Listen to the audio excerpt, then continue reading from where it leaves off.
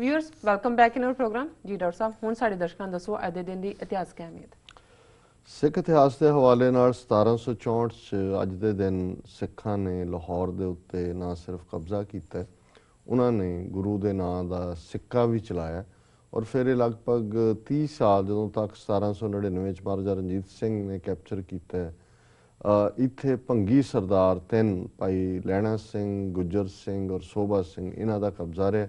ਜਦੋਂ ਅਬਦਾਲੀ, ਤੈਮੂਰ ਜਾਂ ਸ਼ਾਹਜਮਾਨ ਆਇਆ ਉਦੋਂ ਪਿੱਛੇ ਹਟ ਜਾਂਦੇ ਸੀ, ਪਰ ਲਾਹੌਰ ਫਿਰ ਮੁੱਖ ਤੌਰ ਤੇ ਸਿੱਖਾਂ ਦੇ ਕਬਜ਼ੇ 'ਚ ਹੀ ਰਿਹਾ ਜੀ। 1783 ਚ ਜਿਵੇਂ ਅਸੀਂ ਜ਼ਿਕਰ ਕੀਤਾ ਹੈ ਵੀ ਸਰ ਬਘੇਲ ਸਿੰਘ ਨੇ ਦਿੱਲੀ ਫਤਿਹ ਕੀਤੀ ਸੀ, ਗੁਰਦੁਆਰਾ ਸਾਹਿਬਾਨ ਬਣਾ ਕੇ ਫਿਰ ਵਾਪਸ ਆ ਗਏ, ਪਰ 1799 ਦੇ ਵਿੱਚ ਸਿੱਖਾਂ ਨੇ ਫਿਰ ਦਿੱਲੀ ਤੇ ਧਾਵਾ ਬੋਲ ਕੇ ਫਿਰ ਉਹਦੇ ਤੇ ਕਬਜ਼ਾ ਕੀਤਾ ਔਰ ਸਿੱਖ ਜਥਿਆਂ ਦੇ ਵਿੱਚ ਇਹ ਗੱਲ ਮਸ਼ਹੂਰ ਸੀ, ਕਰਕੇ ਕਬਜ਼ਾ ਲੁੱਟਮਾਰ ਕਰਕੇ ਆ ਜਾਂਦੇ ਸੀ ਲੈ ਕੇ, ਕਹਿੰਦੇ ਸੀ ਦਿੱਲੀ ਤੇ ਬਿੱਲੀ ਦਾ ਮਾਰਨਾ ਕੀ ਹੈ, ਜਦੋਂ ਮਰਜ਼ੀ ਮਾਰ ਲਈਏ ਫਿਰ ਲੈ ਜਾਵਾਂਗੇ। ਇਹ ਸਿਆਣਪ ਨਹੀਂ ਕੀਤੀ। ਜਦੋਂ ਸਿਆਣਪ ਕਰਕੇ ਦਿੱਲੀ ਦੇ ਨੂੰ ਐਜ਼ ਏ ਕੈਪੀਟਲ ਬਣਾ ਕੇ ਸਟੇਬਲ ਕੀਤਾ ਹੁੰਦਾ ਤੇ ਸ਼ਾਇਦ ਉਸ ਖਿੱਤੇ ਦਾ ਇਤਿਹਾਸ ਹੀ ਹੋਰ ਹੁੰਦਾ। ਇਸ ਮਾਮਲੇ 'ਚ ਸਿੱਖਾਂ ਨੇ ਪੋਲੀਟੀਕਲ ਵਿਜ਼ਡਮ ਦੀ ਕਮੀ ਦਿਖਾਈ ਕਿ ਉਹਨਾਂ ਨੇ ਦਿੱਲੀ ਨੂੰ ਜਿਹੜੀ ਹੈ ਉਹ ਪੱਕੇ ਤੌਰ ਤੇ ਆਪਣੇ ਕਬਜ਼ੇ ਦੇ ਵਿੱਚ ਰੱਖ ਕੇ ਕੈਪੀਟਲ ਬਣਾ ਕੇ ਜਿਹੜਾ ਉਹ ਆਪਣਾ ਉਸ ਇਤਿਹਾਸ ਨੂੰ ਨਹੀਂ ਬਣਾਇਆ ਜੋ ਕੋਈ ਬਣਾਉਣ ਦੀ ਸਮਰੱਥਾ ਰੱਖਦੇ ਸੀ ਜੀ। 1846 ਦੇ ਵਿੱਚ ਅੰਗਰੇਜ਼ਾਂ ਨੇ ਪਹਿਲਾਂ ਤਾਂ ਸਿੱਖਾਂ ਦੇ ਨਾਲ ਸੰਧੀ ਦੇ ਨਾਂ ਥੱਲੇ ਜਲੰਧਰ ਦੁਆਬ ਦਾ ਇਲਾਕਾ ਲੈ ਲਿਆ, ਹੋਰ ਬਹੁਤ ਸਾਰੀਆਂ ਸ਼ਰਤਾਂ ਮਨਵਾਈਆਂ ਤੇ ਫਿਰ ਗੁਲਾਬ ਸਿੰਘ ਜੰਮੂ ਦਾ ਰਾਜਾ ਜਿਹਨੇ ਗਦਾਰੀ ਕੀਤੀ ਸੀ ਉਹਨੂੰ ਇਨਾਮ ਦੇਣ ਦੇ ਲਈ ਅੱਜ ਦੇ ਦਿਨ ਅੰਬਾਲੇ ਦੇ ਵਿੱਚ ਇੱਕ ਟਰੀਟੀ ਉਹਦੇ ਨਾਲ ਕੀਤੀ ਔਰ ਸਾਰੀ ਜਿਹੜੀ ਕਸ਼ਮੀਰ ਦਾ ਇਲਾਕਾ ਜੰਮੂ ਕਸ਼ਮੀਰ ਲਦਾਖ ਇਹ ਸਾਰਾ ਜਿਹੜਾ ਉਹਨੂੰ ਦੇ ਦਿੱਤਾ। ਕਿਹਾ ਗਿਆ ਜੀ ਉਹ 72 ਲੱਖ ਰੁਪਈਆ ਇਹਨੇ ਦਿੱਤਾ ਹੈ ਕਿਉਂਕਿ ਉਹ 1.5 ਕਰੋੜ ਦਾ ਫਾਈਨ ਕੀਤਾ ਸੀ ਲਾਹੌਰ ਦਰਬਾਰ ਨੂੰ ਜੰਗ ਦੇ ਮਾਮਲੇ 'ਚ, ਉਹਨਾਂ ਦੇ ਖਜ਼ਾਨੇ 'ਚ ਨਹੀਂ ਜੀ, ਲੇਕਿਨ ਉਹ ਇਨਾਮ ਸੀ ਗਦਾਰੀ ਦਾ ਹੈ ਕਿ ਭਾਈ ਤੂੰ ਸਿੱਖ ਰਾਜ ਜਿਹੜਾ ਹੈ ਉਹ ਸਾਡੇ ਪੇਟੇ ਪਵਾਉਣ 'ਚ ਮੇਨ ਰੋਲ ਅਦਾ ਕੀਤਾ ਜੀ। 1849 ਚ ਅੱਜ ਦੇ ਦਿਨ ਹੀ ਜਿਹੜਾ ਈਸਟ ਇੰਡੀਆ ਕੰਪਨੀ ਨੇ ਫਾਈਨਲੀ ਪੰਜਾਬ ਨੂੰ ਐਨੈਕਸ ਕੀਤਾ, ਜ਼ਬਤ ਕੀਤਾ।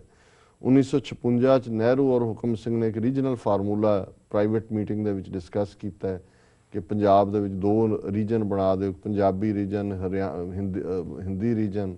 ਪੰਜਾਬੀ ਰੀਜਨ 'ਚ Punjabi first language, Hindi second language, Hindi region 'ਚ ਹਿੰਦੀ ਫਸਟ ਲੈਂਗੁਏਜ, ਪੰਜਾਬੀ ਪਰ ਬੇਈਮਾਨ ਸਨ। ਇਹ ਵੀ ਰੀਜਨਲ ਫਾਰਮੂਲਾ ਜਿਹੜਾ ਉਹ ਚੱਲਿਆ ਨਹੀਂ ਔਰ ਇਵੈਂਚੁਅਲੀ ਪੰਜਾਬੀ ਸੂਬੇ ਦੀ ਮੰਗ ਜਿਹੜੀ ਹੈ ਉਹ ਉੱਠੀ। 1961 ਚ ਭਾਈ ਸਾਹਿਬ ਭਾਈ ਰਣਧੀਰ ਸਿੰਘ ਜੀ ਜਿਨ੍ਹਾਂ ਦਾ ਜਨਮ 1878 ਚ ਹੋਇਆ ਸੀ, ਜਿਨ੍ਹਾਂ ਨੇ ਬਹੁਤ ਸੇਵਾ ਕੀਤੀ, ਗਦਰ ਪਾਰਟੀ ਦੀ ਰੂਹ ਰਵਾਂ ਸਨ, ਲਗਭਗ 14-15 ਸਾਲ ਜੇਲ੍ਹ ਵੀ ਕੱਟੀ ਔਰ ਅਖੰਡ ਕੀਰਤਨੀ ਜਥੇ ਅੱਜ ਜਦੋਂ ਅਸੀਂ ਰਹਿਣ ਸਬਾਈ ਕੀਰਤਨ ਔਰ ਜਿਹੜਾ ਅੰਦਾਜ਼ ਅਖੰਡ ਕੀਰਤਨੀ ਜਥਿਆਂ ਦਾ ਇਸ ਦੇ ਬਾਨੀ ਭਾਈ ਸਾਹਿਬ ਭਾਈ ਰਣਧੀਰ ਸਿੰਘ ਨੇ ਬਹੁਤ ਵੱਡੀ ਸ਼ਖਸੀਅਤ ਹੋਏ ਨੇ ਸਿੱਖ ਪੰਥ ਦੀ, ਉਹ ਅੱਜ ਦੇ ਦਿਨ 1961 ਦੇ ਵਿੱਚ ਉਹਨਾਂ ਨੇ ਚੜ੍ਹਾਈ ਕੀਤੀ। ਵਰਲਡ ਹਿਸਟਰੀ ਦੇ ਹਵਾਲੇ ਨਾਲ 1190 ਚ ਕਰੂਸੇਡਰਸ ਨੇ, ਈਸਾਈ ਕਰੂਸੇਡਰਸ ਨੇ ਇੰਗਲੈਂਡ ਦੇ ਯਾਰਕ ਸ਼ਹਿਰ ਦੇ ਵਿੱਚ ਸਾਰੇ ਯਹੂਦੀ ਜਿਹੜੇ ਹੈ ਉਹ ਮੌਤ ਦੇ ਘਾਟ ਉਤਾਰ ਦਿੱਤੇ। 1830 ਚ ਲੰਡਨ ਦੇ ਵਿੱਚ ਸਕਾਟਲੈਂਡ ਯਾਰਡ ਆ ਜਿਹੜੀ ਇੰਗਲੈਂਡ ਦੀ ਬੜੀ ਐਫੀਸ਼ੀਐਂਟ ਪੁਲਿਸ ਮੰਨੀ ਜਾਂਦੀ ਸਕਾਟਲੈਂਡ ਯਾਰਡ, ਇਹ 1830 ਚ ਹੋਂਦ ਦੇ ਵਿੱਚ ਆਈ। 1882 ਚ ਅਮਰੀਕਾ ਦੀ ਸੈਨੇਟ ਨੇ ਜਿਹੜੀ ਰੈੱਡ ਕਰਾਸ ਬਣਾਉਣ ਦੀ ਟ੍ਰੀਟੀ ਹੈ ਉਸ ਨੂੰ ਉਹਨਾਂ ਨੇ ਮਨਜ਼ੂਰੀ ਦਿੱਤੀ। 1939 ਦੇ ਵਿੱਚ ਜਰਮਨੀ ਨੇ, ਕਿਉਂਕਿ ਸੈਕੰਡ ਵਰਲਡ ਵਾਰ ਦੀ ਸ਼ੁਰੂਆਤ ਇੱਥੋਂ ਹੀ ਹੁੰਦੀ ਹੈ, ਕਈ ਹੋਰ ਨਾਲ ਜੁੜ ਕੇ ਘਟਨਾਵਾਂ, ਚੈਕੋਸਲੋਵਾਕੀਆ ਦੇ ਉੱਤੇ ਕਬਜ਼ਾ ਕੀਤਾ। 1970 ਚ ਓਲਡ ਟੈਸਟਾਮੈਂਟ ਜਿਹਨੂੰ ਓਲਡ ਬਾਈਬਲ ਕਹਿੰਦੇ ਨੇ ਉਸ ਦੀ ਅੰਗਰੇਜ਼ੀ ਵਰਸ਼ਨ ਛਪੀ ਜਿਹੜੀ ਕਿ ਪਹਿਲਾਂ ਯੂਨਾਨੀ, ਹੀਬਰੀਓ ਜਾਂ ਇੱਕ ਲੈਂਗੁਏਜ ਆਰਮਾਨਿਕ ਰਹੀ ਹੈ ਉਹਦੇ 'ਚ ਛਪਦੀ ਸੀ। 1977 ਚ ਅਮਰੀਕਾ ਦੇ ਪ੍ਰੈਜ਼ੀਡੈਂਟ ਕਾਰਟਰ ਨੇ ਜਿਹੜੇ ਕਿ ਹਮੇਸ਼ਾ ਹੀ ਫਲਸਤੀਨੀਆਂ ਦੀ ਹਮਾਇਤ ਕਰਦੇ ਰਹੇ ਨੇ, ਇਹ ਕੋਸ਼ਿਸ਼ ਕੀਤੀ ਕਿ ਉਹਨਾਂ ਦਾ ਆਪਣਾ ਮੁਲਕ ਫਲਸਤੀਨ ਬਣ ਸਕੇ। 1998 ਚ ਪੋਪ ਨੇ ਯਹੂਦੀਆਂ ਤੋਂ ਮਾਫੀ ਮੰਗੀ ਕਿ ਜਦੋਂ ਹਿਟਲਰ ਔਰ ਨਾਜ਼ੀ ਯੂਰਪ ਭਰ ਦੇ ਵਿੱਚ ਈਸਾਈਆਂ ਦਾ ਕਤਲੇਆਮ ਜਿਹੜਾ ਯਹੂਦੀਆਂ ਦਾ ਕਤਲੇਆਮ ਕਰ ਰਹੇ ਸੀ ਔਰ ਪੋਪ ਨੇ ਆਪਣੀ ਜ਼ਬਾਨ ਨਹੀਂ ਖੋਲੀ, ਰਾਦਰ ਕਿਸੇ ਹੱਦ ਤੱਕ ਉਹਨਾਂ ਨੇ ਰਾਦਰ ਉਹਦੀ ਹਮਾਇਤ ਹੀ ਕੀਤੀ। 2013 ਦੇ ਵਿੱਚ ਜਿਹੜਾ ਅਮਰੀਕਾ ਨੇ $1 ਬਿਲੀਅਨ ਖਰਚਿਆ ਹੈ ਵੈਸਟ ਕੈਲੀਫੋਰਨੀਆ 'ਚ ਐਂਟੀ ਮਿਸਲ ਜਿਹੜਾ ਉਹਨਾਂ ਨੇ ਸਿਸਟਮ ਲਾਇਆ ਕਿ ਜੇ ਨਾਰਥ ਕੋਰੀਆ ਜਿਹੜਾ ਇਹ ਧਮਕੀ ਦਿੰਦਾ ਰਹਿੰਦਾ ਜੀ ਅਸੀਂ ਤਬਾਹ ਕਰ ਦਿਆਂਗੇ ਅਮਰੀਕਾ ਨੂੰ, ਕਿ ਜੇ ਉਹ ਕੋਈ ਨਿਊਕਲੀਅਰ ਮਿਜ਼ਾਈਲਾਂ ਇੱਧਰ ਭੇਜਦਾ ਤੇ ਉਹਨੂੰ ਕਾਊਂਟਰ ਕਰਨ ਦੇ ਲਈ ਹੁਣ $1 ਬਿਲੀਅਨ ਦੇ ਖਰਚੇ ਨਾਲ 2013 ਚ ਮਿਸਾਈਲ ਇੰਟਰਸੈਪਟਰ ਜਿਹੜੇ ਨੇ ਵੈਸਟ ਕੋਸਟ ਦੇ ਉੱਤੇ ਲਾਏ ਹੋਏ ਨੇ ਜੀ। ਇਹ ਜਿਹੜੀ ਹੈ ਵਰਲਡ ਹਿਸਟਰੀ ਜੀ। ਡਾਕਟਰ ਸਾਹਿਬ ਤੁਹਾਡਾ ਬਹੁਤ ਬਹੁਤ ਧੰਨਵਾਦ। ਹੁਣ ਸਾਡੇ ਦਰਸ਼ਕਾਂ ਨੂੰ ਦੱਸੋ ਅੱਜ ਦਾ ਵਿਚਾਰ। ਅੱਜ ਦੇ ਜਿਹੜਾ ਵਿਚਾਰ ਲਈ ਅਸੀਂ ਭਾਈ ਨੰਦ ਲਾਲ ਜੀ ਦੀ ਰੁਬਾਈ ਨੰਬਰ 15 ਨੂੰ ਚੁਣਿਆ ਜੀ। ਔਰ ਇਹ ਰੁਬਾਈ ਹੈ ਗੋਇਆ ਖਬਰ ਅਜ਼ ਯਾਦੇ ਖੁਦਾ याफ्ता एम ई जामे लबा लब अज गुजा याफ्ता एम जुज तालबे हक नसीबे हर कस ना बवद की दौलते नायाब की माँ याफ्ता एम। जी। और इसका पंजाबी अनुवाद प्रिंसिपल हरभजन सिंह जी ने कीते। सिमरन सदका जग ते जद तो सोझी गोया पाई।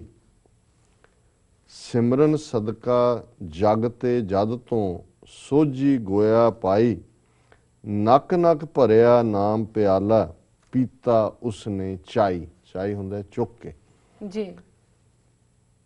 बिन मौला दे तालब होया पा न सके कोई। ये दुर्लभ है दात इलाही हथ असां दे आई।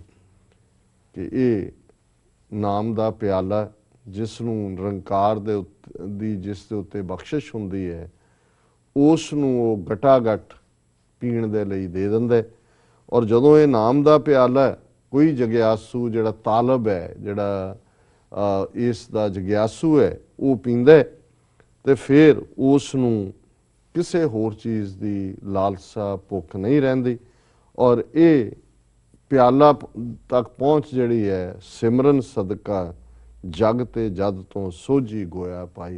इस दा आधार निरंकार दी बख्शिश वड्याई और सिमरन जिन्होंने उन्होंने कहा सी यादे खुदा याफ्ता एम कि खुदा दी याद जिहड़ी है ये सतगुरु तो असीं प्राप्त कीती है। सो ये अज दा विचार है। जी डॉक्टर साहब, बहुत बहुत शुक्रिया। तुसीं अज दा विचार साडे दर्शकां नाल साझा कीता। इस नाल अपने व्यूअर्स को लैने इजाजत।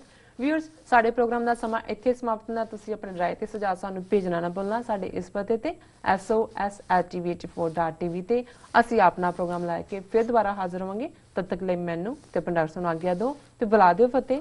वाहिगुरू जी का खालसा, वाहिगुरू जी की फतेह।